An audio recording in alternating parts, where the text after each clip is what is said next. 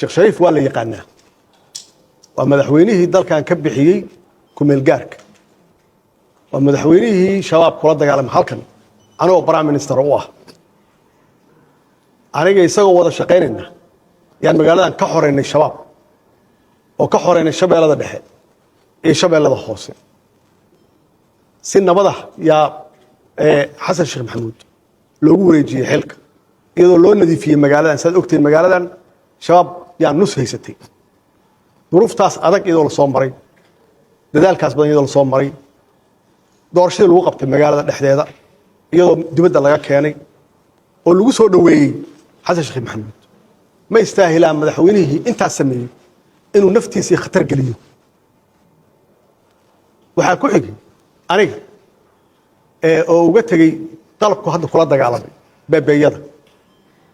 oo 100 gaaraya haddaysan dhaafin hal beebee kuma soo dirin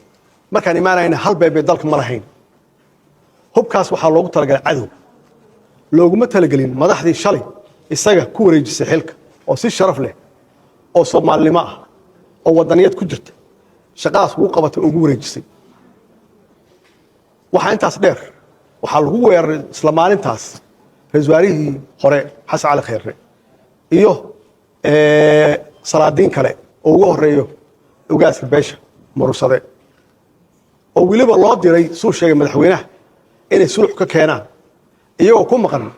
halkaas iyaga naftooda khatar lagu galiyay oo ah wax runtii cusub oo dhaqanka Soomaaliyeed ku cusub maxay tahay ujeedadaas marka waxaas dhan loo yeelayo maxay tahay waxa weeye waxaa la qabanayaa banaanbax soo banaanbax ma aha wax dastuurka noo ogol yahay banaanbaxu soo ma aha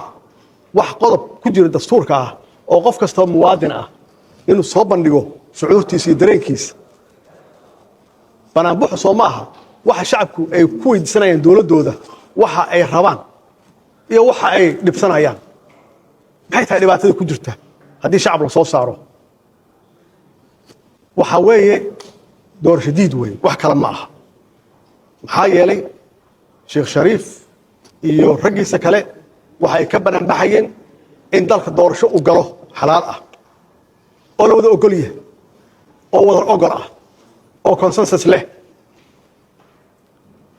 maxaa madaxweyne xasan sheekh maxamuud uu ku diidayo doorashada marka waa xaqiiq waqtigiisa waa dhamaaday muddo badan iyo wuxuu ka hadli jiray oo oran jiray hal maalin ku darsan maayo isagoo masaajid ka hadla oo yiraahdo 15 May 2026 yay iga egtaa xilka hal maalin ku darsan maayo 100 jeer yuu ku celceliyay hadalkaas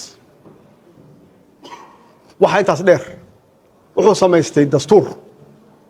dastuurka naftigiisa oo sheegaya 5 sano inuu yahay wuxuu afkiisa ka sheegay ma aqaanin masaajid ahadi in kale wuxuu ka sheegay dastuurkan inuu saameyn ku yeelin ama aan lagu dhaqmayn xilligan oo lagu dhaqmi doono taaribka ku xiga si publica yuu sheegay macnaheedu waxa weeye dastuurka u samaystay oo aan la isku waafaqsanayn oo aan wada ogol ahayn oo aan la isku raacsanayn dhaqangalkiisu wuxuu sheegay 100 jeer sheegay inuusan u yahay taaribka soo socda marka wuxuu ka qaatay 5 sano intii kala dastuurkan been abuurka ah aaway waxa uu ku sheegtay in maxaan ku yiraahdaa golaha wasiirada xildhibaanada ah inay iska casilayaan maxay iska casili waayeen hadduu yahay dastuur sax ah uu aaminsan yahay isaga naftigiisa dastuurkan wuxuu u samaystay halkaas sano oo ah muddo kororsiga waxa weeye muddo kororsi aan heshiis lagu ahayn cid qaadan karta malaha mana ogolaanayno saxna ma aha muddo kororsi sax ma aha waxa weeye waxaan leenahay xasan sheekh maxamuud walaalow waqtigaagi waa dhamaaday ku soo noqon miiska